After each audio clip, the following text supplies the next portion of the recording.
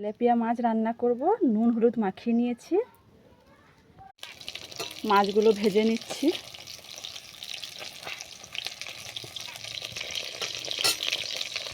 মাছগুলো ভাজা হয়ে গেছে, কষি দিয়েছি, তেল গরম হয়ে গেছে। এবার পেঁয়াজ বাটা দিয়ে দেবো।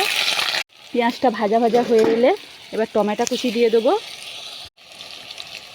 এবার লবণ দিয়ে দেবো, হলুদ গুঁড়ো দিয়ে দেবো,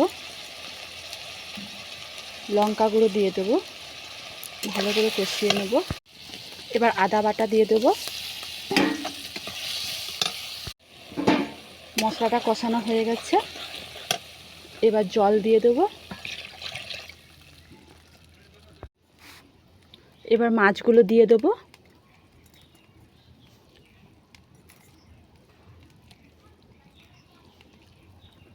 মাছের ঝালটা হয়ে